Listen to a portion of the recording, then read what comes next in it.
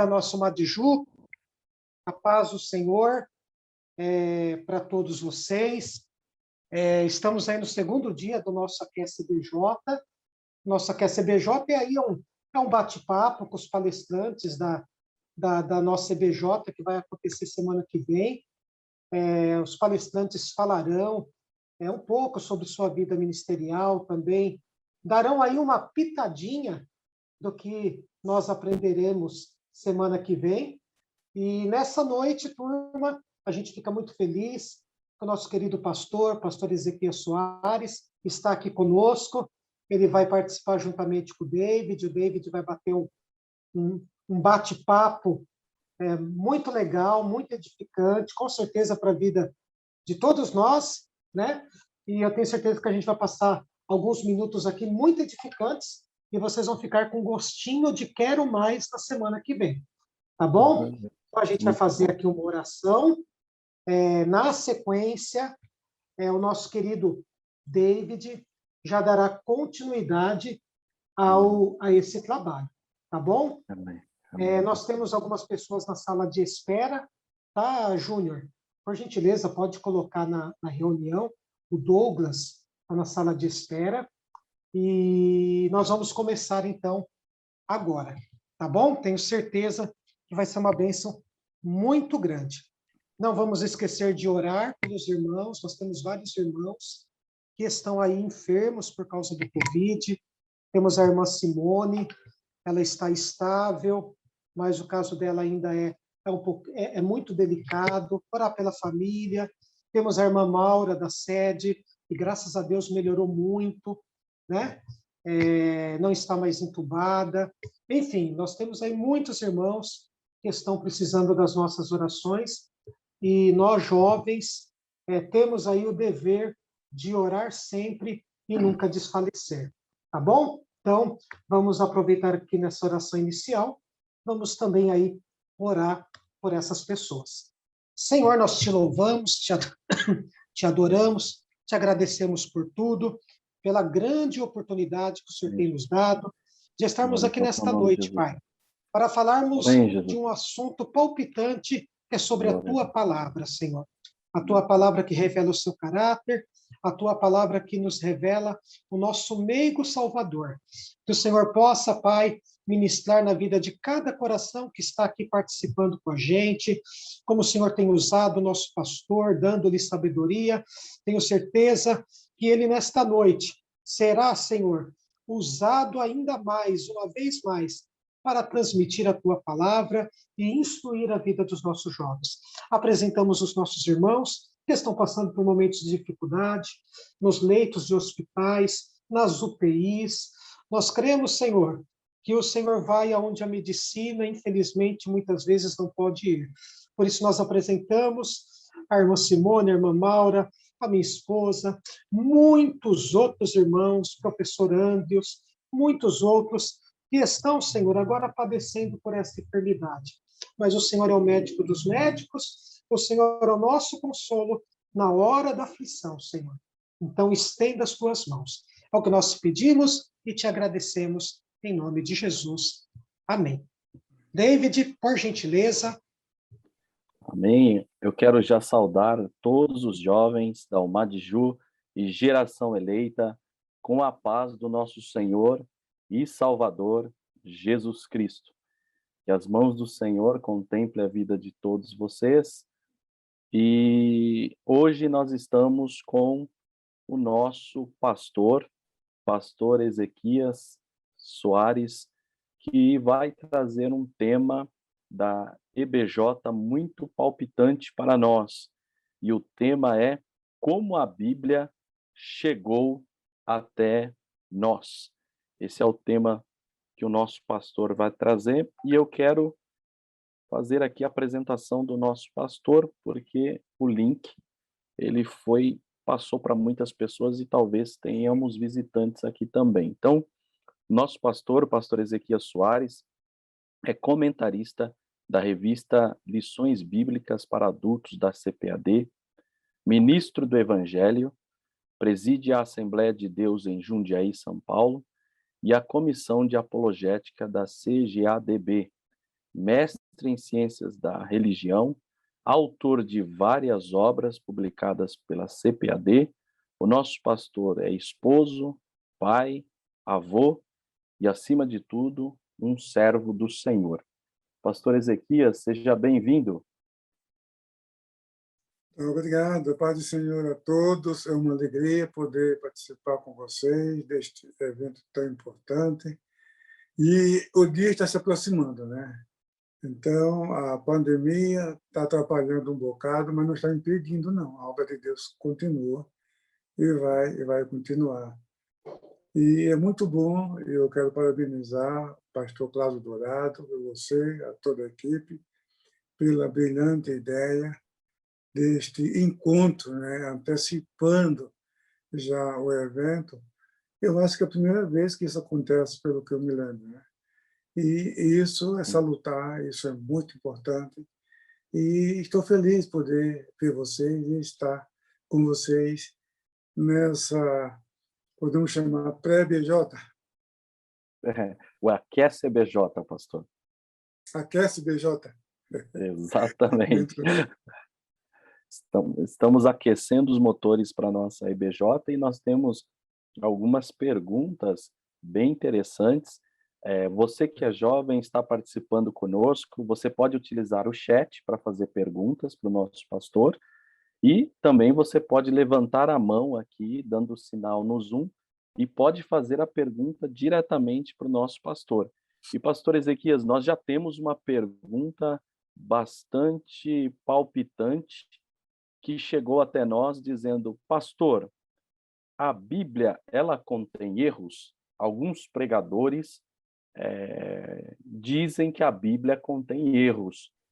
E o que o Senhor nos diz a respeito desse tema? A Bíblia contém erros ou não, pastor? Não, ela não tem. A Bíblia é a palavra de Deus.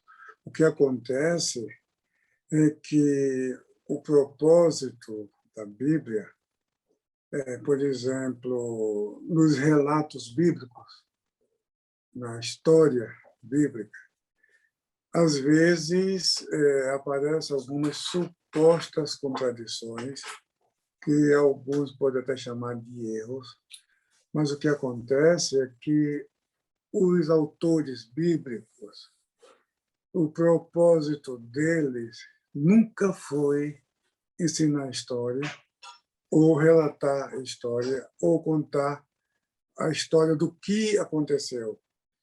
Como sabemos disso?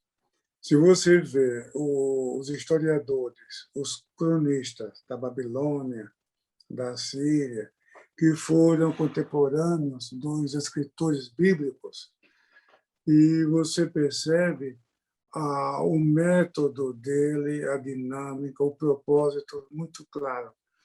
E, no entanto, isso você não vê na Bíblia. Por quê? Porque o interesse deles não era histórico, era teológico. É a redenção humana. Então, eu estava comentando com a Daniela esses dias, ela estava falando, por exemplo, de Jeroboão II, a sua história, o seu relato está em 2 Reis, no capítulo 14, que ele reinou 42 anos, foi um rei próspero, ele expandiu os termos de Israel, os territórios de Israel, só que ele não foi um bom rei.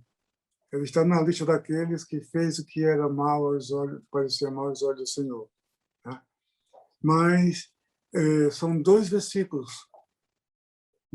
para contar o que ele fez em 42 anos. O trecho são 9 versículos. O trecho que fala do reinado de Jeroboão II, mas dele mesmo são apenas 2 versículos. Então, o que acontece? Porque esses relatos apresentam muitas lacunas.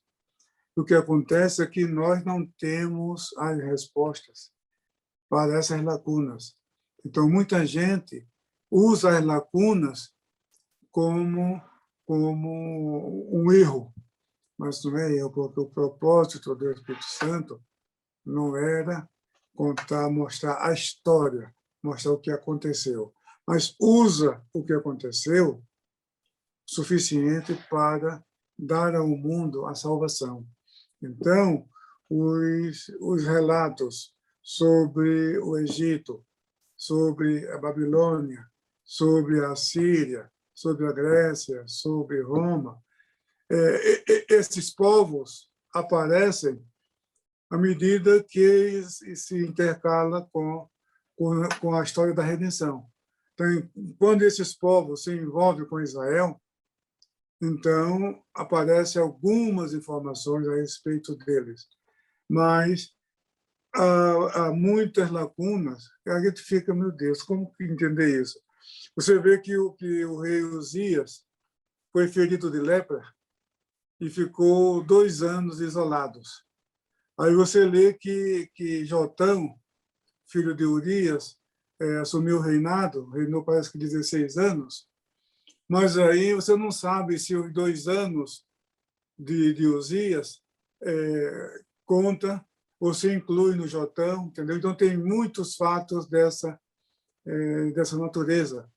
Então não dá para saber. Então a palavra de Deus, ela é inspirada por Deus.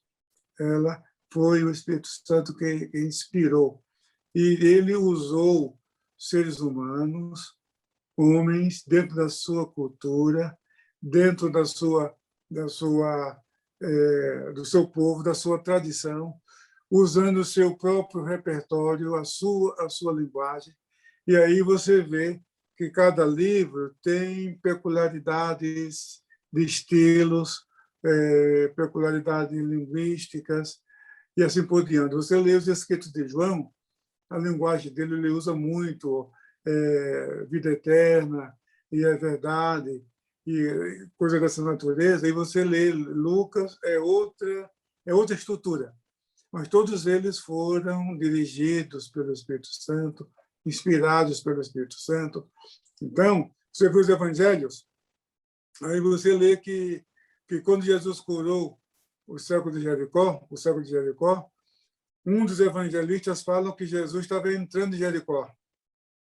E outro fala que Jesus saía de Jericó. Aí a pessoa que não tem o conhecimento, a altura, aí vai pensar que é erro. Mas Jesus estava saindo ou estava entrando? As duas coisas. Porque depende do ponto de vista do escritor, porque a cidade de Jericó tinha cidade antiga e tinha cidade moderna, quer dizer, moderna num padrão da época. Então, uma ficava à frente da outra. Quem saía de uma estava entrando na outra.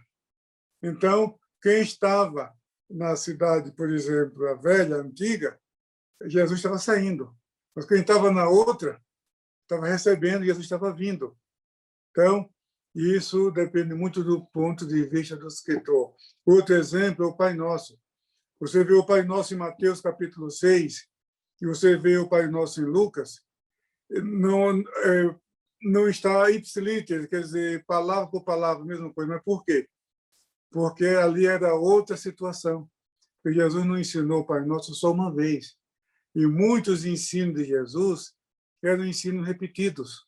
Então, ele estava num lugar, então ele dava o ensino, mas, às vezes, em outra ocasião, ele dava aquele mesmo ensino, mas tinha alguma diferença, porque não era uma xerox, entendeu?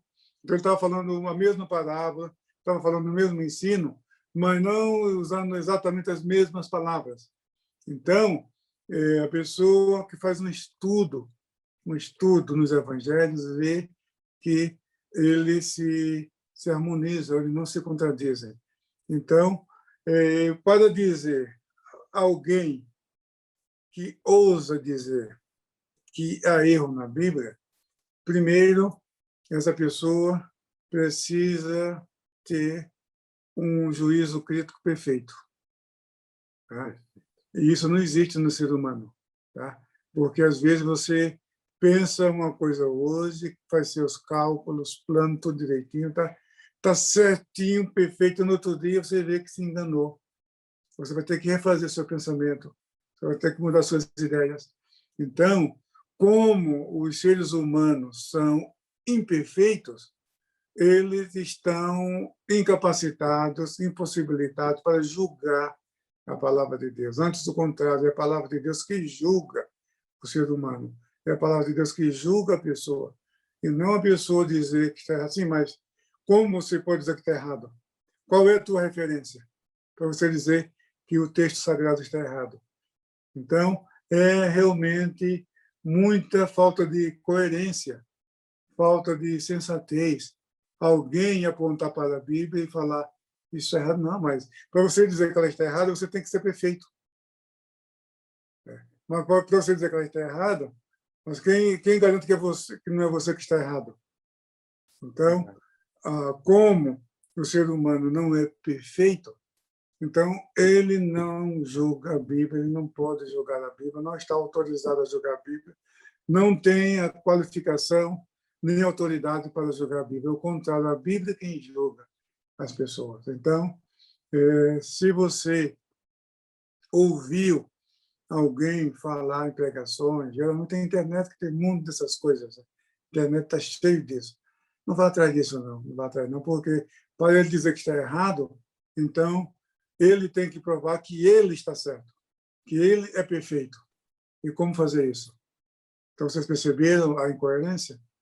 Então, não, a resposta é não há erro na Bíblia. O problema é nós. Como já dizia Agostinho de Hipona. Agostinho de Hipona defendia a perfeição das Escrituras. Ele dizia, se encontramos alguma coisa contraditória ou errada, o que pode estar acontecendo é eu que não estou entendendo ou erro de copista. Foi essa a observação de Agostinho de Hipona, que morreu no ano 420 depois de Cristo. Muito bom, pastor Ezequias, obrigado pela explanação. Aqui nós vemos que a palavra de Deus, ela não contém erros. Ela foi inspirada pelo Espírito Santo de Deus. Ele é perfeito. Olha aqui, olha. É o Salmo, deixa eu pegar aqui, eu tenho um montão de Bíblia aqui na minha mesa. Eu gostaria de ler o Salmo 19. O Salmo 19 está aqui, ó. Olha aqui o que diz. E o versículo 7, se não me falha a memória, mas eu já acho na hora. Quer ver? Salmo 19, e o versículo 7 diz o seguinte. Salmo 19, versículo 7. Olha aqui, ó. A lei do Senhor é perfeita e restaura a alma.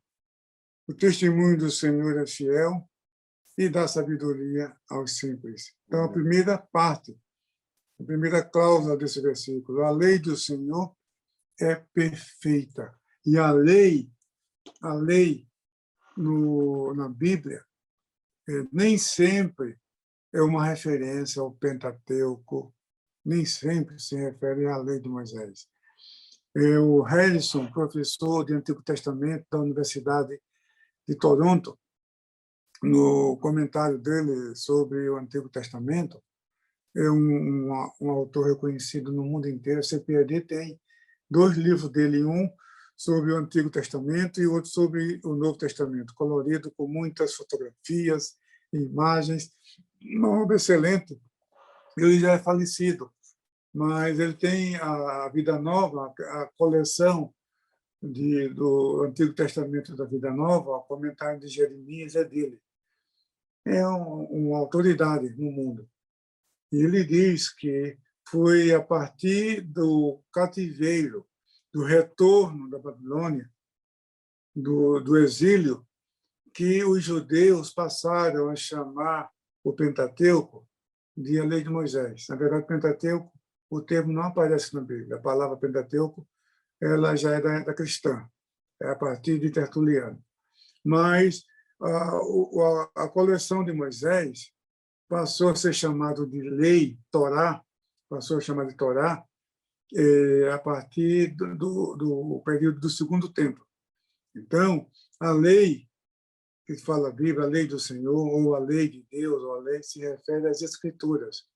E isso nós encontramos no Novo Testamento, Por exemplo, quando Jesus disse, está escrito na vossa lei, eu disse, vós sois deuses, em João 10:34, então ali é o Salmo 82, que ele está chamando o Salmo de lei, entendeu? O Paulo diz também em 1 Coríntios 14:21, está escrito na lei e todos serão chamados. Então, Paulo está citando Isaías capítulo 28, versículo 12 a seguir. Então, Isaías é chamado de lei. Então, a lei se refere às escrituras. Então, o salmista, quando ele fala da lei, o Salmo 119, fala com muita repetida, reiteradas vezes, menciona o termo a lei do Senhor, é uma referência à palavra de Deus, é uma referência à Bíblia Sagrada, e não necessariamente à lei de Moisés. Sim, é verdade que, às vezes, o termo lei se refere ao Pentateuco, é verdade. Isso ninguém questiona. E, às vezes, fala de maneira direta, a lei de Moisés. Fala isso com frequência. Mas, muitas vezes, o termo lei e lei do Senhor se refere às Escrituras Sagradas, porque o termo lei, o termo Torá, para se referir à lei de Moisés, isso começou a partir do cativeiro, depois do cativeiro, o período do segundo templo. Então, o Salmo 19, quando fala a lei do Senhor, está se referindo à Bíblia Sagrada. Na verdade, esse salmo é chamado de os 3 livros. Meyer Pearlman, no seu comentário do livro dos Salmos, ele tem um comentário brilhante sobre esse salmo. Ele fala dos 3 livros. O primeiro, a própria natureza, quando diz o céu manifesta a glória de Deus, e o firmamento anuncia as obras das suas mãos. Um dia faz declaração, outro dia sem linguagem, sem fala, ouve-se suas vozes em toda a extensão da terra. Está falando da natureza, que mostra que existe um Criador, alguém que criou, que planejou, que sustenta e que mantém. Então, Meyer Pearlman chama isso de o primeiro livro. O segundo livro é a partir do versículo 8, quando diz o seguinte, a lei do Senhor é perfeita. Está se referindo à Bíblia. Se refere ao segundo livro. E o terceiro é o testemunho do cristão, quando diz aqui no versículo aqui, versículo 11. Além disso, por eles se admoeste o teu servo em os guardar a grande recompensa. E aí continua, a partir do versículo 11, se refere ao testemunho do servo de Deus. Então, são 3 livros que revelam a existência de Deus. A natureza, o universo que Deus criou, a Bíblia e o testemunho dos crentes. Então, a lei do Senhor, diz aí, na Bíblia, ela é perfeita. Então, é a Bíblia que está dizendo que ela é perfeita. Quem é o ser humano mortal para dizer que há erro na Bíblia? Não, precisa analisar. Agora, uma avaliação superficial é a pessoa que não tem o conhecimento, a altura da cultura, sabe, da tradição, dos povos antigos, aí não entende. Então, se não entende, é melhor ficar calado, né? Tem a oportunidade de ficar calado. Melhor do que estar falando bobagem e acusando a palavra de Deus. Se Deus diz que a sua palavra é perfeita, como que eu ouso questionar a Deus? Muito boa explanação, pastor.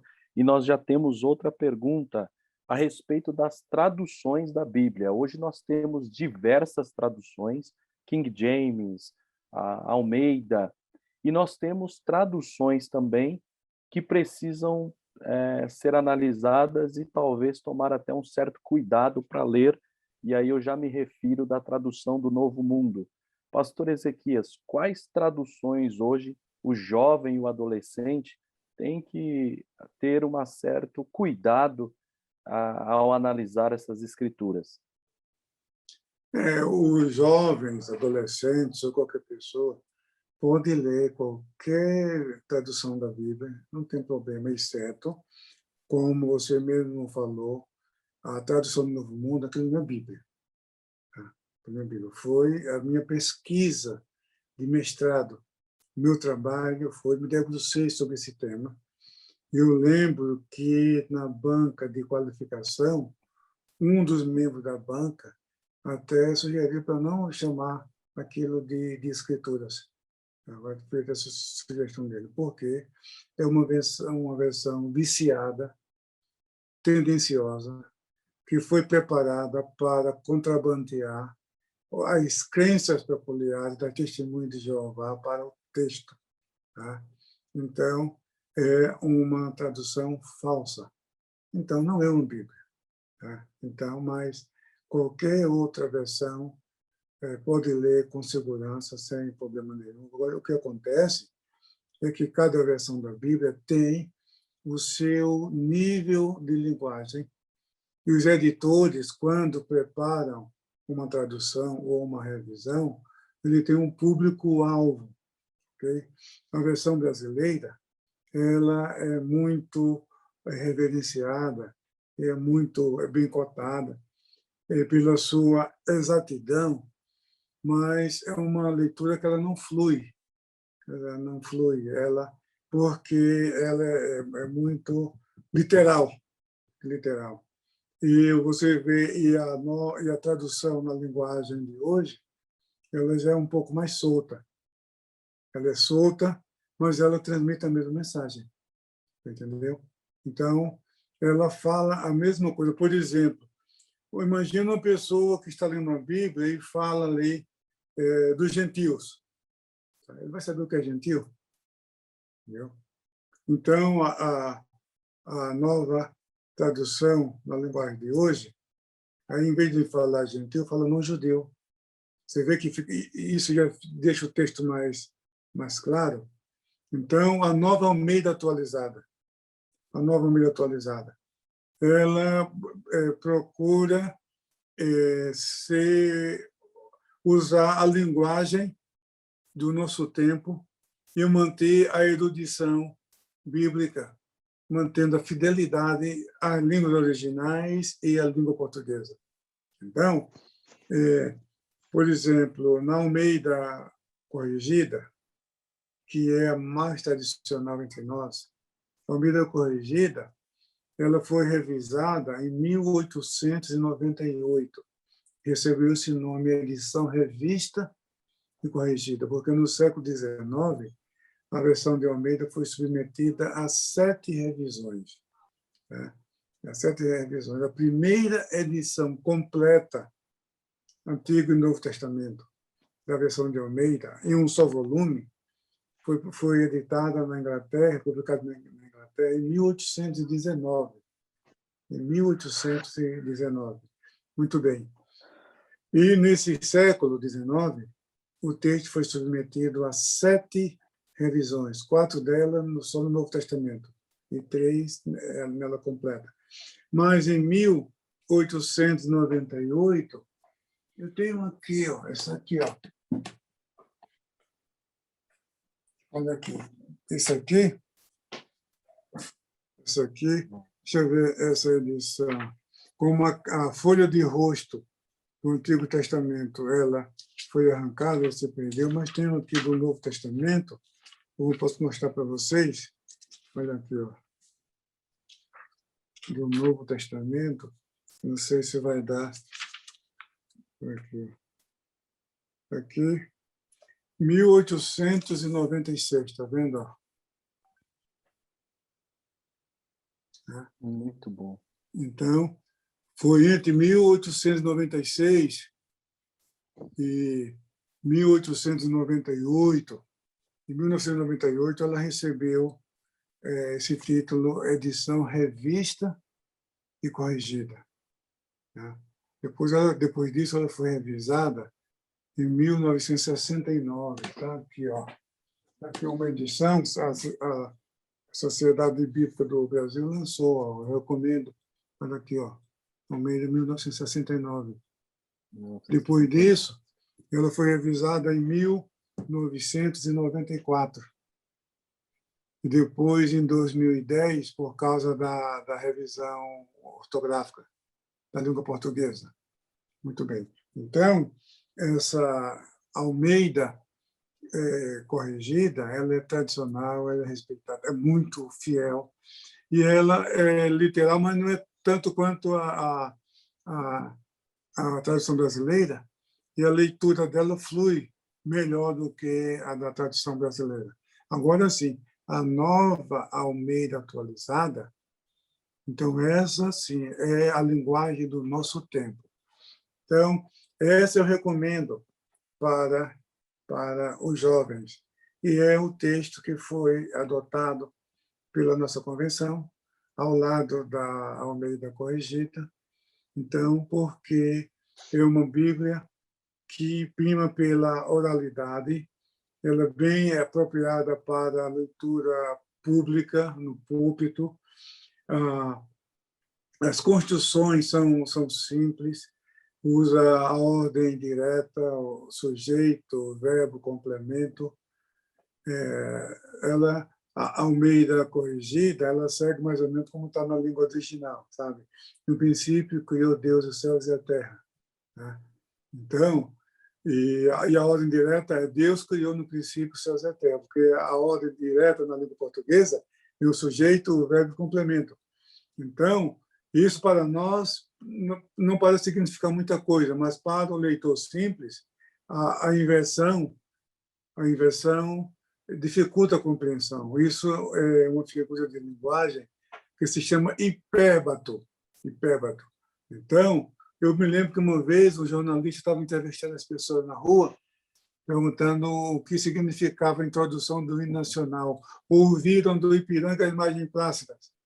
Né? Ninguém acertou. Ninguém. Muito bonito. É um poema parnasianista, sabe? Do final do século XIX. Tá? Ouviram do Ipiranga a imagem... Quer dizer, inverte a ordem das palavras. É elegante, é verdade, é bonito, é verdade. Sim, mas o que isso quer dizer? Então, a revisão da Nova Almeida atualizada evita isso, coloca a ordem direta. Outra coisa, o mesoclismo. O que é mesoclismo? É o emprego dos pronomes entre o verbo e a desinência, né? E a pessoa. Dar-te-ei, né? Ensiná-las-ei, entendeu? Dar-se-vos-á, entendeu?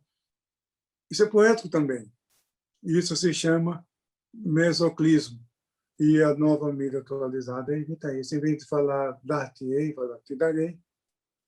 Fica mais simples. Louvar-te-ei, eu te louvarei.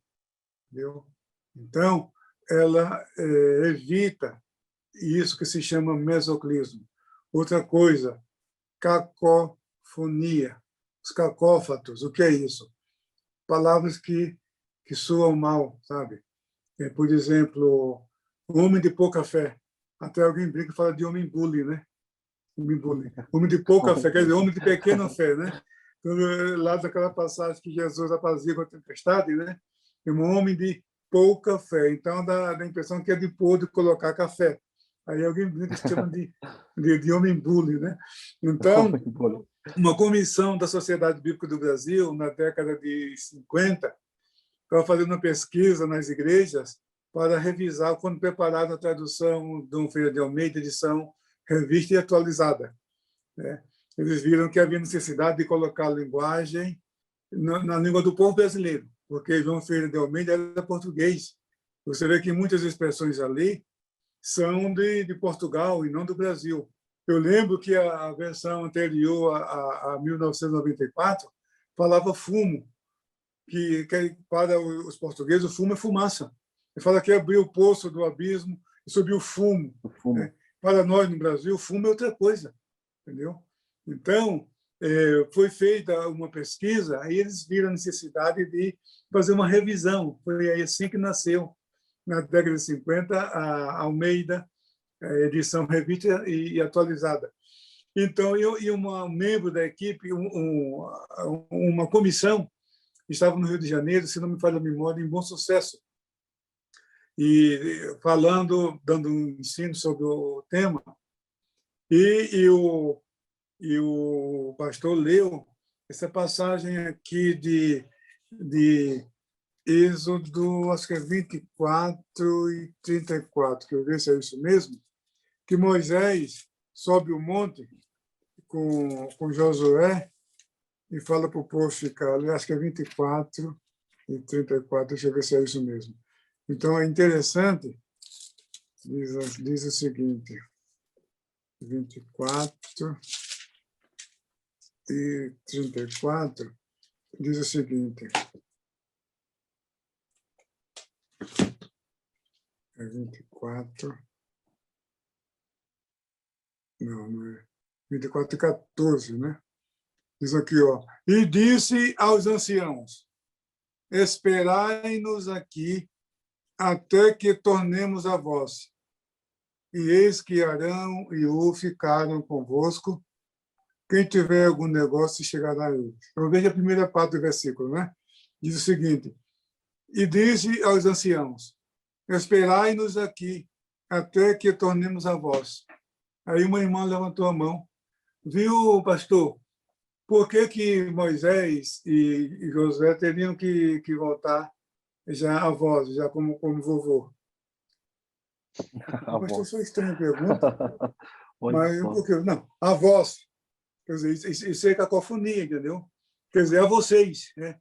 Mas avós. Então, uma leitura dá a entender que Moisés e Josué subiram o monte, ia ficar lá muitos anos, já ia voltar como fosse vovô, né? Voltar nas avós. Aí, por isso, pode ver, se você, quem tem a Almeida atualizada, fala vós outros. Entendeu? Toda vez que fala vós outros, para evitar essa cacofonia. E a nova Almeida atualizada melhorou ainda a expressão a vós outros. Entendeu? Então, não tem, eu entendo que a nova Almeida atualizada é a tradução do nosso tempo, para o homem do nosso tempo, para as pessoas do nosso tempo. Essa eu recomendo. Agora, a nova tradução na linguagem de hoje, para os jovens, muito boa, a CPAD sempre usa no revista da Escola Dominical, a linguagem é mais acessível, ela é fidedigna também, mas a atualizada, a nova Almeida atualizada, ela é a tradução do nosso tempo. Essa eu recomendo. Agora, qualquer uma delas não desvia a mensagem. Disso aí pode ter certeza absoluta. Agora, sim, existem algumas passagens, alguns versículos, que umas versões são mais precisas do que outras versões, porque o texto na língua original permite tanto uma tradução como outra, entendeu? Mas isso não é problema, isso não é desvio, não é falsificação, não é problema nenhum. Aí é bom para eu aconselho que cada irmão tenha todas essas versões, porque quando ele tiver dificuldade no texto, então ele pega outro e compara. Foi assim que no início da minha fé eu aprendi muito. Pegava uma passagem difícil da Bíblia e não entendia, pegava outra versão. Eu procurava e às vezes não melhorava, pegava ainda outra versão. Pode ter certeza que você vai entender, ok? Ô, pastor, pastor David. Sim, Paulo Thiago. Nós temos algumas perguntas aqui no chat, posso passar? Isso, eu estou com ela aberta aqui, já ia fazer então fica tranquilo, então pode passar então. Pastor Ezequias, nós temos aqui o Lucas Vinícius e ele fez uma pergunta aqui no chat para o senhor. Lucas. Como foi estudado a retirada dos livros apócrifos, que são considerados livros não inspirados pelo Espírito Santo? Ok, boa pergunta. Meus parabéns pela pergunta, isso é importante. Muita gente tem essa curiosidade e muita gente gostaria de saber. É o seguinte, os livros apócrifos, eles foram produzidos num período chamado interbíblico. E eles nunca fizeram parte das escrituras hebraicas. Então, nós temos evidência bíblica disso. Em Lucas, no capítulo 24, versículo 44, Jesus disse o seguinte, Lucas, capítulo 4, versículo 24, olha aqui aqui mostra as escrituras da época de Jesus, ou seja, o Antigo Testamento. Olha aqui, ó, Lucas capítulo 24, versículo 44, Jesus disse o seguinte: são estas as palavras que eu lhes falei, estando ainda com vocês. Era necessário que se cumprisse tudo o que está escrito a respeito de mim, na lei de Moisés, e dos profetas, e nos salmos. Então, Jesus está falando, Jesus está citando aqui a escritura da sua geração, a Bíblia que ele usava. E essa Bíblia, ela tem 3 divisões. A primeira divisão é a lei, a segunda divisão, os profetas, e a terceira divisão, os escritos. São os escritos. Até hoje, a Bíblia dos judeus, a Bíblia dos judeus é só o Antigo Testamento. Como ele não crê em Jesus, então ele não tem o Novo Testamento. Então, as escrituras dos judeus é só o Antigo Testamento está aqui, para que vocês possam ver.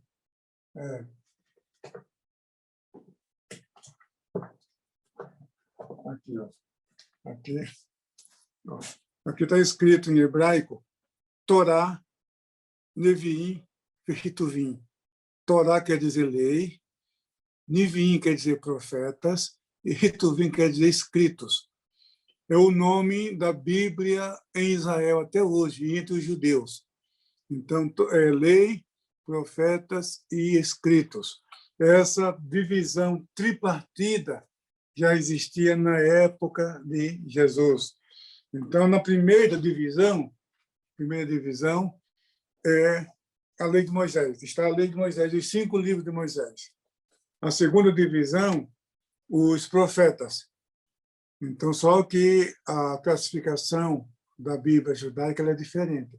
Por exemplo, depois do livro de Deuteronômio, que é o último livro da lei, aí para nós entram os livros históricos.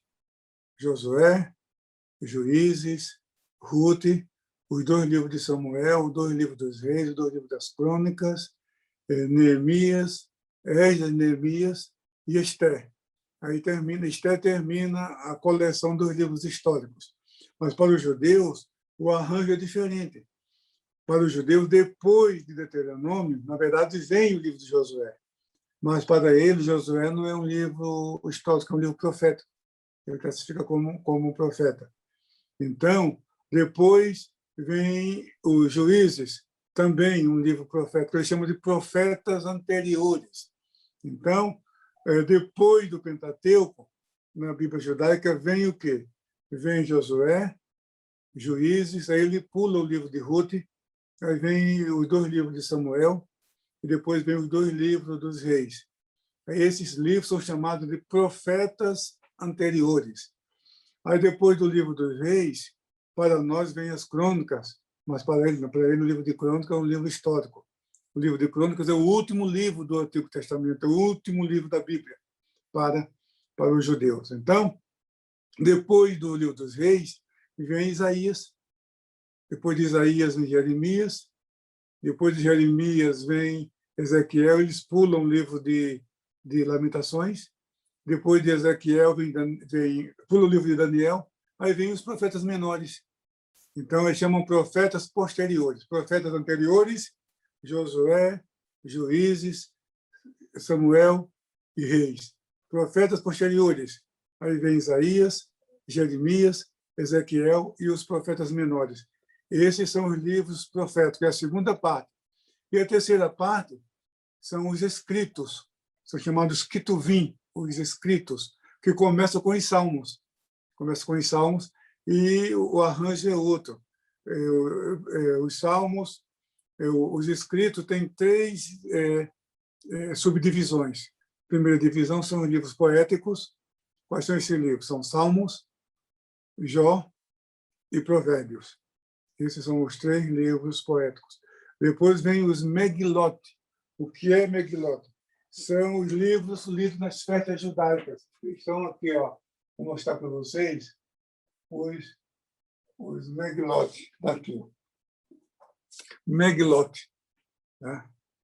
Megilot. Quais são esses livros? Está aqui, ó. Ruth, Cantares, Lamentações, Eclesiastes, Lamentações e Esther. Tá? Os Megilot quer dizer rolos, porque esses 5 livros são exclusivamente, vem nessa ordem que está aqui, que são os livros para leitura nas festas judaicas, na Páscoa, no Pentecostes, nos tabernáculos, na festa de Purim. Então, esses livros estão nessa ordem. E depois vem os livros históricos. Quais são os livros históricos? Daniel, Esdras, Neemias e Crônicas, os 2 livros das Crônicas. Então, essa é a coleção, a estrutura da Bíblia judaica.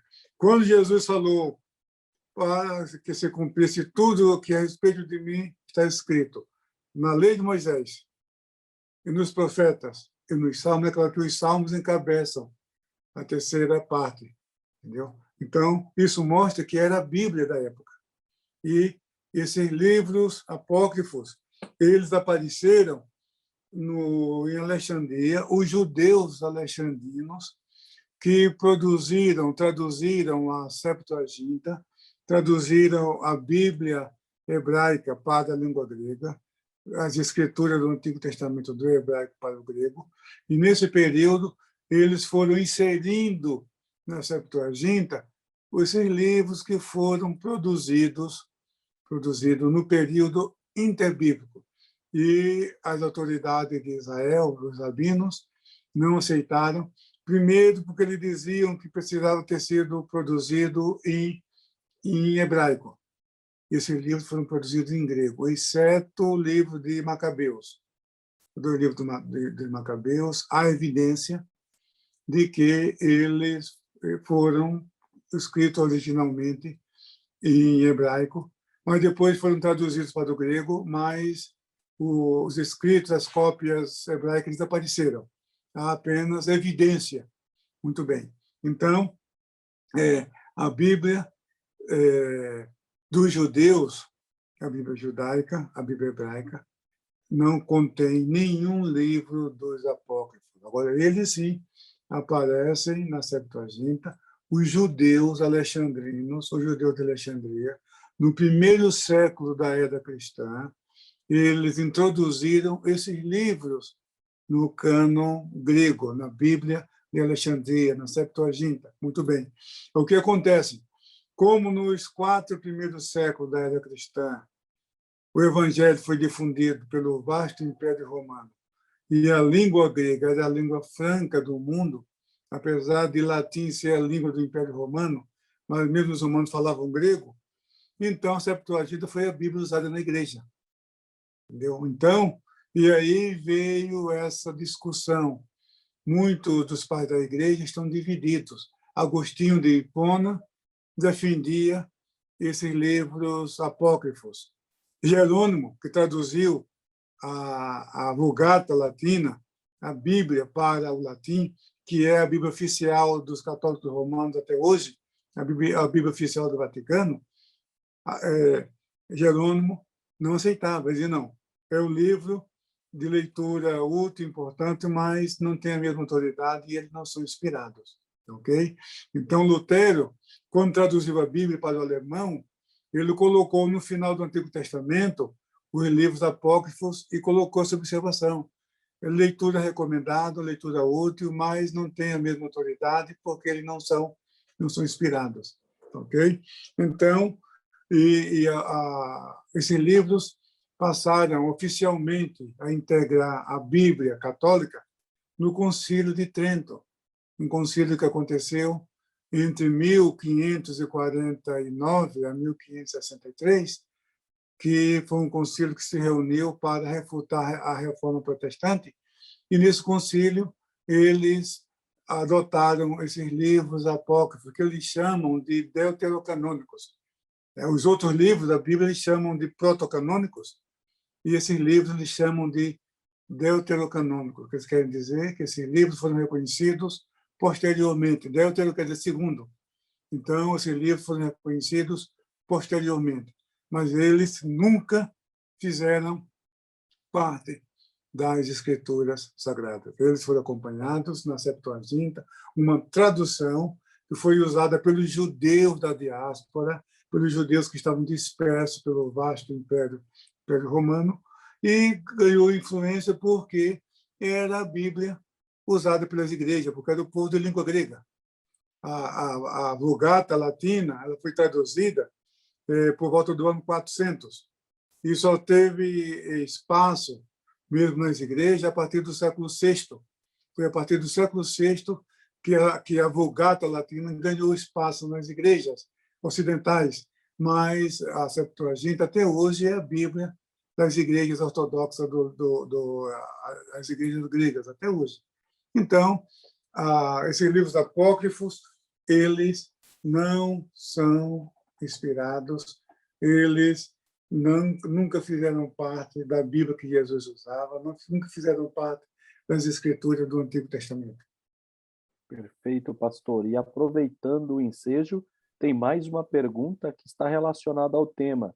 Se fosse encontrado um escrito claramente harmonioso com a Bíblia e que contribua para a fé cristã, seria possível incluí-la no cânon sagrado?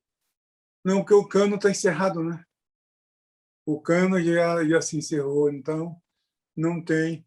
E esse processo do cânon, o que é o cânon? O cânon existe dois significados para essa palavra. O cânon quer dizer a coleção de livros sagrados. Tem esse sentido. Quando a gente fala dos livros canônicos, a gente está falando dos livros da Bíblia. E a palavra cânon significa vara de medir. Por que esses livros são chamados de canônicos? Porque eles são a medida da nossa fé. A fé cristã não vai além desses livros. Por isso que eles são canônicos. Então, o cânon diz respeito à medida da fé. Portanto, é sinônimo de inspiração. Quando a gente fala dos livros canônicos, estamos falando dos livros inspirados pelo Espírito Santo. Ok? E a gente, quando fala de cânon, a gente fala também da coleção de livros inspirados, de livros que fazem parte das Escrituras Sagradas. Então, esse processo foi concluído no final do século IV, no ano 396. A partir do ano 396 da Era Cristã, não houve mais dificuldade alguma com relação aos 27 livros do Novo Testamento. Então, a questão do cânon foi mais no Novo Testamento, porque surgiram muitos livros heréticos, livros gnósticos, e que os autores usavam o nome dos apóstolos para dar moral e autoridade ao livro, mas, na verdade, esses apóstolos nunca escreveram esse material que eles vinham divulgando, como o Evangelho de Tiago, Apocalipse de Pedro, era tudo invenção deles, e eu colocava o nome desses apóstolos. Então, houve dificuldade, sim. E quando Décio, o imperador romano, baixou um decreto que condenava à morte quem possuísse um livro cristão, e aí chegou o momento de realmente definir quais são os livros das Escrituras, porque alguém estaria disposto a morrer por um livro sem ter convicção que era realmente um livro inspirado e pertencente às Escrituras Sagradas. Então, aí foram, na verdade, os evangelhos, logo no início do segundo século, no ano 115, já havia a coleção dos escritos paulinos e os 4 evangelhos e Atos já circulavam nas igrejas, e você vê que Paulo cita Lucas como escritura. Quando ele diz lá em 1 Timóteo, no capítulo 5, ele fala, como diz a Escritura, não atarás a boca ao boi que debulha. Está citando Deuteronômio 25. E digno é o obreiro do seu salário. São palavras de Jesus, está em Lucas 10:7. Então, Paulo já está chamando Lucas de Escritura. Então, ainda na época apostólica, eles já chamavam esses escritos de Escritura. 2 Pedro, capítulo 3, versículo 2, coloca os escritos apostólicos no mesmo nível dos apóstolos, dos profetas do Antigo Testamento. Então, esses livros, eles foram agrupados já tardiamente, porque a igreja, usava para o ensino, para as pregações, usava no púlpito. Então, esses livros são chamados livros canônicos. Foi assim que os livros sagrados se juntaram. Agora, quando já no segundo século, a Igreja juntou os escritos apostólicos às escrituras judaicas, aí nasceu a Bíblia Sagrada. Foi aí que nasceu a Bíblia Sagrada, quando eles tiveram a brilhante ideia, porque os judeus tinham seus escritos sagrados e os cristãos precisavam dos seus. Tá? Tinha os ensinos evangelhos, os ensinos apostólicos, as epístolas. Então, quando eles pegaram essa coleção de escritos cristãos e juntaram as escrituras judaicas, aí nascia a Bíblia Sagrada. Glória a Deus, aleluia. Amados, esse é o Aquece EBJ. Se o Aquece está assim, você imagina como vai ser o presencial. Ninguém pode perder essa EBJ que está recheada de muito ensino e de muita instrução da palavra de Deus. E eu quero abrir aqui para os jovens adolescentes que queiram fazer uma pergunta direta ao nosso pastor. Nós estamos indo para a reta final do Aquece EBJ e nós vamos abrir para mais uma pergunta com o nosso pastor. Fiquem à vontade, quem quiser, abra o microfone e fale com o nosso pastor para fazer uma pergunta. E essa pergunta ela vai ser a derradeira para deixar aquela vontade de você participar realmente do presencial.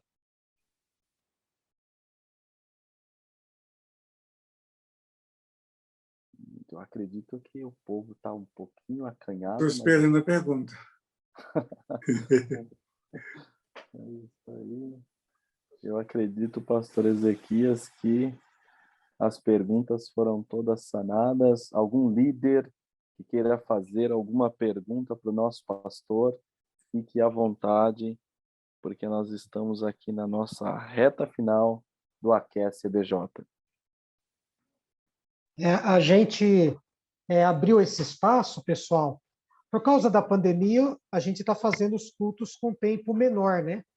E em todas as EBJs, nós temos lá o sorteio, nós não vamos fazer, porque ocupa um tempo muito grande esse ano, por causa da pandemia. E a gente tem também o período das perguntas, né, no final, que também ocupa um bom tempo, né? Então, a gente está criando esse bate-papo para vocês terem essa oportunidade, né? Então, se tiver alguma dúvida, podem aí fazer, não precisa ficar com vergonha, não. Eu acredito, Cláudio, que... Deixa eu fazer uma pergunta, então. Faça uma pergunta. Ô, pastor, qual que é a importância da prensa de Gutenberg para os cristãos? Outra pergunta também importante, interessante. Mas parabéns pela pergunta. É o seguinte, hoje, a Sociedade Bíblica do Brasil imprime uma Bíblia a cada 3 segundos. A cada 3 segundos, uma Bíblia completa é impressa. E antes de Gutenberg, o período para se produzir uma cópia completa das Escrituras era de 2 anos. Então, tínhamos que esperar 2 anos para se produzir uma cópia das Escrituras. E Gutenberg, ele imprimiu 200 exemplares, 200 cópias da Bíblia em 5 anos. 5 anos. Isso é uma média de 40 cópias por ano. Esses são 200 em 5 anos. E foi um grande avanço, uma coisa espetacular. Entendeu? Na época, século XV, era o ano 1452, na cidade de Mogúncia, na Alemanha, hoje se chama Mainz, cidade de Mainz, na Alemanha, na época se chamava Mogúncia. E a invenção dele, da imprensa, criou, sabe, foi a profissão alvissareira promissora do século XV, do século XVI. Parece que 14 editoras surgiram em pouco tempo na Alemanha, nessa época. Então, realmente, isso contribuiu até para a reforma, para divulgar as ideias da reforma, divulgar as ideias do renascimento cultural também, porque, veja, você produz um texto, monta uma chapa, e ali você tira quantas cópias, tá? Ou imagina a pessoa pegar, repetir aquilo ali, uma por uma. Então, isso foi realmente algo espetacular, algo extraordinário. E hoje, a gente sabe, tudo bem, 40 exemplares por ano, hoje parece ser uma coisa ainda muito, muito rudimentar, mas na época era um grandíssimo avanço, tá? Considerando que hoje a Sociedade Bíblica do Brasil imprime a cada 3 segundos uma Bíblia, entendeu? Então, mas a prensa de Gutenberg foi o ponto de partida. Aí está. Na verdade, ele usou material que já existia, prática já existente, entendeu? Então, o papel já existia, sabe? Então, muita coisa a tinta já existia. Então, ele combinou tinta, papel, tipos, prensa, entendeu? Então, foi essa a grandeza da invenção dele, mas foi o ponto de partida. Aí está a importância. E o primeiro livro impresso, sabe o que foi? A Bíblia. O primeiro livro impresso no mundo, a Bíblia. Hoje existem 5 exemplares dele ainda, dessa primeira edição. 5 exemplares espalhados pelo mundo. Então, eu acho que Gutenberg e a Bíblia têm... Ó, vocês estão assim, viu? Entendeu? Mas eu gostei da sua pergunta, não? Pastor Ezequias, temos uma pergunta de uma jovem, a Eliane Souza, ela é da igreja aqui do Novo Horizonte, e a pergunta: qual a importância dos manuscritos do Mar Morto? É outra pergunta interessante, e os manuscritos são importantes. Eu vou só dar um exemplo, tá?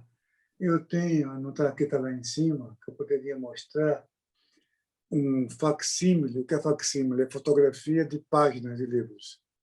Tá? O manuscrito do profeta Isaías foi encontrado em uma das cavernas do Mar Morto. Esse livro é do ano 100 a.C. Do ano 100 a.C. E outra coisa interessante é que os manuscritos do Mar Morto, eles são datados desde o ano 250 a.C. ao ano 100 depois de Cristo. Esses manuscritos têm textos escritos com o paleohebraico, que é o hebraico arcaico, o hebraico antigo.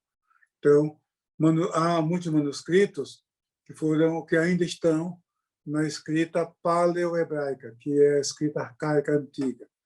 E também tem manuscritos escritos no hebraico moderno, que é o hebraico usado hoje, ou seja, os caracteres, o alfabeto, as letras usadas hoje em Israel já se usavam na época de Cristo e já se usavam na época antes de Cristo. Os rabinos dizem que Esdras, que viveu por volta do ano 450 a.C., ele fez o trabalho de passar os textos bíblicos do paleohebraico para o hebraico quadrático, que se chama. Esse hebraico moderno é chamado de hebraico quadrático. Então, a tradição rabínica atribui a Esdras o trabalho de transcrever todos os textos bíblicos que até então estavam no hebraico arcaico para o hebraico quadrático. Muito bem. Então, e esses manuscritos do Mar Morto são uma prova da existência desses 2 tipos de escritas. Mas a importância maior é que o texto que foi encontrado ali bate com o texto de hoje.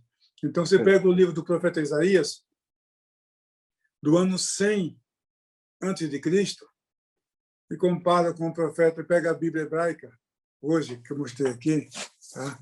Aqui, ó, a Bíblia hebraica, sabe? Então, você pega essa Bíblia hebraica de hoje, o texto de Isaías, e pega aquele texto do Mar Morto, é o mesmo texto. Glória a Isso Deus. mostra que temos garantia. O texto que nós temos hoje é exatamente o texto que saiu do punho do escritor sagrado. A descoberta do Mar Morto é a maior descoberta do século XX, porque o Novo Testamento tem hoje cerca de 5.500 manuscritos gregos e papiros espalhados por museus e nos Estados Unidos, Europa, museu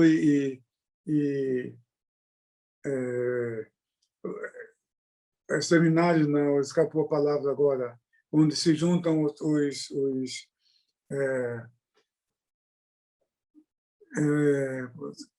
não é basílica, bom, deixa para lá. Na Antiguidade, no Oriente Médio, na Europa, em Israel.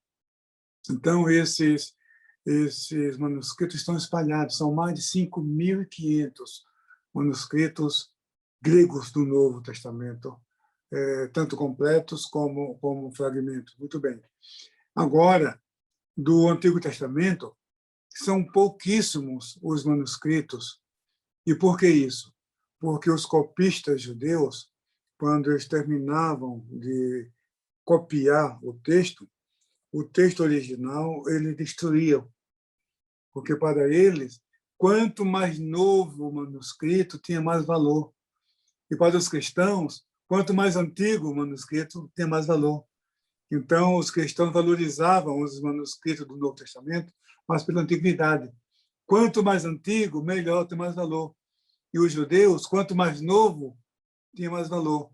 Então, essa razão se justifica porque tão poucos os manuscritos. Então, o manuscrito do Antigo Testamento completo, Antigo Testamento hebraico completo mais antigo, é do ano 1003. Do ano 1003. Então, os críticos se sentiam incomodados com isso, embora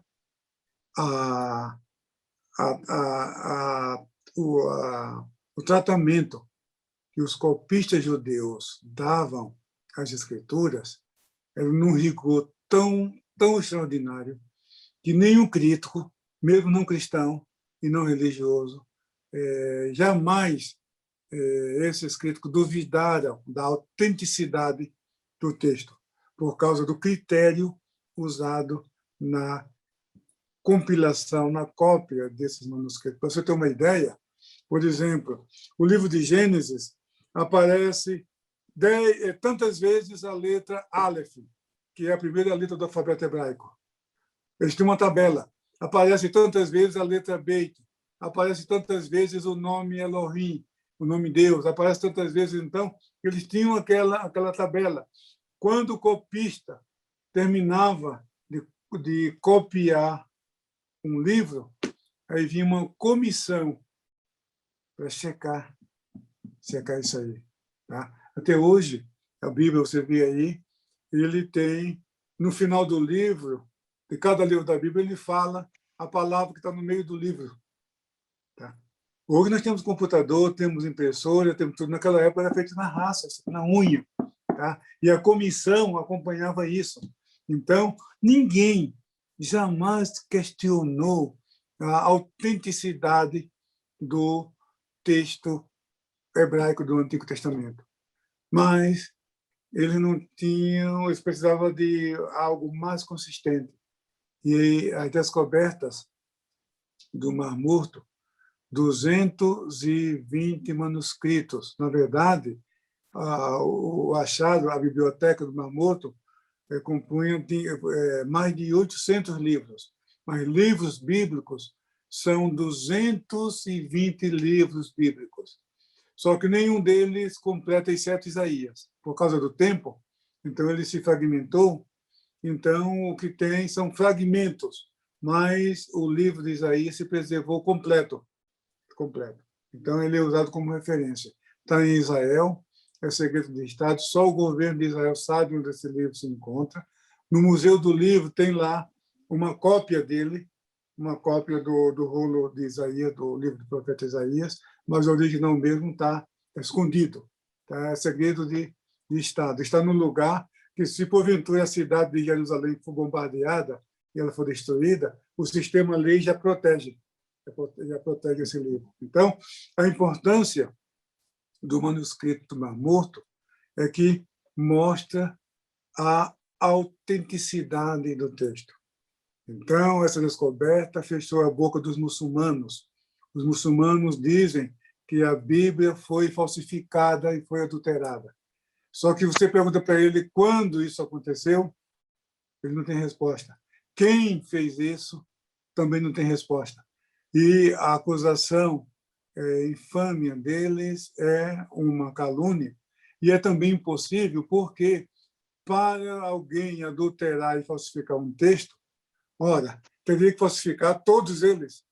Então, se alguém falsificou um texto e os outros. Então, é humanamente impossível isso acontecer. Humanamente impossível isso acontecer.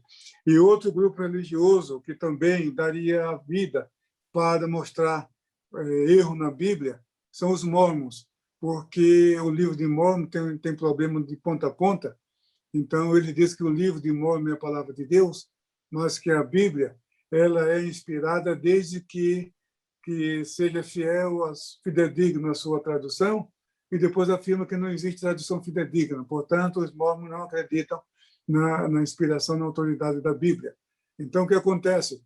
A descoberta do Mar Morto tapou a boca dos mormons e tapou a boca dos muçulmanos, e é uma prova científica de que o texto que nós temos hoje é o texto que os escritores bíblicos escreveram. Aí está a importância dos manuscritos do Mar Morto.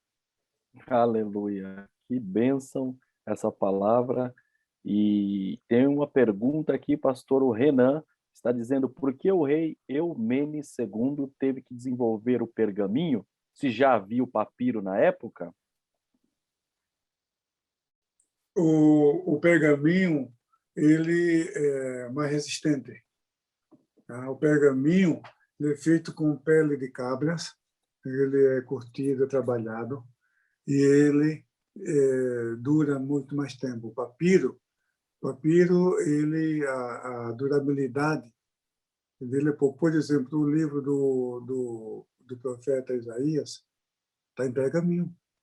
Tá? O papiro não teria sobrevivido, porque o papiro ele é feito do caule de uma planta muito comum no Egito, mas também tem em Israel. Eu vi no norte de Israel um pântano, uma plantação grande de papiro. Aquele caule ele lembra bem cana-de-açúcar, sabe? Ele é bem líquido, cheio de líquido. Então ele corta aquelas tiras, então coloca uma sobre as outras, espreme, deixa 7 dias ali. Eu sei que forma folhas, entendeu? Para escrever. Então, essa folha ela é de pouca durabilidade. O papiro, o padrão era de 10 a 14 metros de comprimento, colocava um sarrafo em cada extremo, e aí ele vai virando, vai fechando, forma o rolo, entendeu? Então, esse era o padrão do papiro. E quando surgiu o pergaminho, isso aí sim, é mais caro, não é semana dúvida, ele é mais caro, porque ele é mais trabalhoso, mas também dura muito mais. Então, por essa razão, só que os pergaminhos, no cristianismo, eles surgiram já tardiamente, porque eles usaram muito os papiros. E na época de Cristo, na época apostólica, eles já colocavam os papiros, folhas sobre folhas, em formato de livro. Ele deixou de fazer rolo. E a vantagem era porque poderia colocar muito mais livros num só volume, entendeu? Porque o rolo tinha certas restrições, o tamanho, senão ficava difícil. porque você, para usar, colocava numa mesa, aí abria de um lado, fechava do outro, depois voltava para achar uma passagem bíblica. E a vantagem do códex, se chama códex. Códex são folhas sobre folhas costuradas, entendeu? Aí folheava como o nosso livro hoje. Isso aí já surgiu a partir do primeiro século, mas o cristianismo passou a usar isso, já o papiro, já o pergaminho já tardiamente.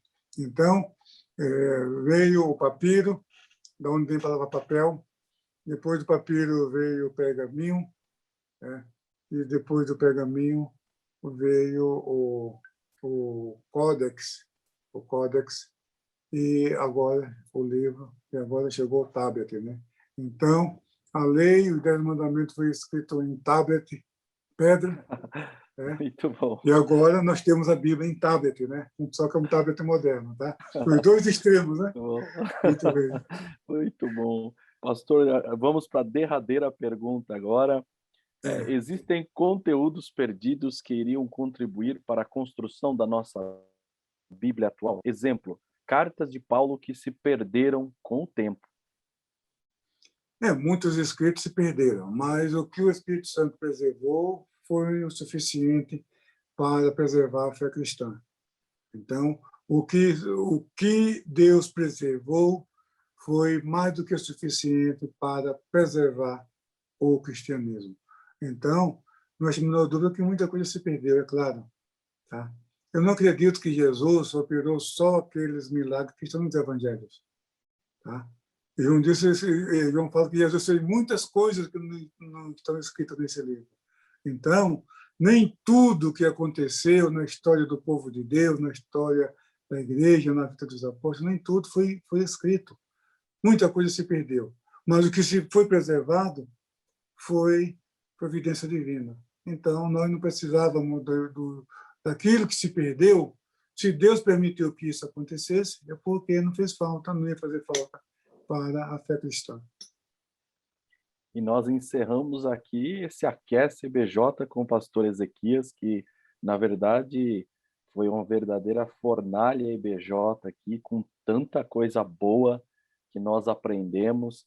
E eu volto a falar, não podemos perder essa EBJ que está recheada de muito conhecimento e de muito da bênção de Deus. Pastor Ezequias, nós estamos muito felizes de tê-lo conosco nesta noite. Os jovens puderam aqui fazer suas perguntas, estar mais próximo do palestrante, do pastor da igreja, fazendo as perguntas e aprendendo muito da palavra de Deus. Que Deus continue te dando essa sabedoria. A bênção do Senhor é sobre a sua vida e nós louvamos a Deus por sua vida, meu pastor. A minha alegria é minha poder participar com vocês. Isso é muito importante e espero que isso se repita outras vezes, né? Se Deus quiser. Com certeza. Pastor Cláudio, devolvo aqui para ti, meu irmão. E eu creio que tem aqui também, o pastor vai fazer a apresentação aqui do Diego Prado, que é um dos palestrantes que está aqui conosco. Pastor Cláudio. Pessoal, se vocês acham que o assunto terminou, vocês estão equivocados. Tem muito mais coisa para aprender. Muita coisa boa, com certeza. Estamos apenas começando, né? É só um aquece. Tá aquecendo. Isso aqui não é um ponto de chegada, mas é um ponto de partida, né? Perfeito. Muito bom. Então, participem, tá bom? Será tudo feito com muita segurança, como a nossa igreja tem feito, com distanciamento social. Nós teremos aí 350 vagas disponíveis, 35% da capacidade do templo, e também será transmitido online. Então, tem as inscrições, você faz o agendamento pelo site, tá bom? E nós estaremos, a partir de segunda, iniciando a nossa EBJ. Queridos, está com a gente nessa noite o pastor Diego Prado, da Assembleia de Deus de Campinas. Ele será, inclusive, um dos palestrantes da EBJ. Ele vai participar com a gente do Aquece EBJ na sexta-feira, e ele vai falar sobre os deuses de nossa época, o que tem roubado o coração dessa juventude. Ele congrega junto com o pastor Paulo Freire. Um abração, pastor Diego. Um prazer muito grande tê-lo conosco nesta noite, viu? Acredito que ele deve estar aí, né? Ainda. E é um prazer tê-lo com a gente. E sexta-feira ele estará aqui conosco, participando do Aquece EBJ. David, pastor, por gentileza, poderia orar e também dar a bênção apostólica? A gente agradece de coração pela disponibilidade do Senhor. Deus continue abençoando muito sua vida, sua família, viu? Amém. Oremos, pois, ao Senhor, Altíssimo e Eterno Deus, nosso Pai, no nome santo de teu Filho Jesus Cristo, que estamos sendo na tua presença, com o coração cheio de gratidão pelo privilégio e oportunidade que tem nos concedido de estarmos aqui nessa live, falando a tua palavra, sobre a tua palavra, acerca da tua palavra. Sim, meu Deus, que este diálogo, esta conversa possa trazer edificação para os teus servos e tuas servas. Sim, meu Deus, que este diálogo possa também fortalecer a fé de cada um desses jovens, desses adolescentes, dessas adolescentes. Sim, meu Deus, que possa também despertar em cada um deles o desejo de buscar mais conhecimento de como a tua palavra atravessou os séculos e chegou aos nossos dias. Sim, meu Deus, nós te pedimos essas bênçãos e te agradecemos em nome de Jesus. Amém. Que a graça de nosso Senhor Jesus Cristo e o amor de Deus e a comunhão do Espírito Santo seja com todos, desde agora e para sempre. Amém. Amém. Amém. Glórias a Deus. Está Amém. terminado. Deus abençoe, pessoal. Deus Abençoe, abençoe. pastor. Amém. Um abraço para todos. Amanhã, pastor Ney Silva, da Assembleia de Deus de Curitiba, ele é do Conselho Nacional da Juventude da CGADB. Ele vai falar sobre não apagueis o Espírito. Tá bom? E Então, Glória a Deus. até amanhã. Até amanhã, Amém. pessoal. abençoe, Um pessoal. abraço. Na paz.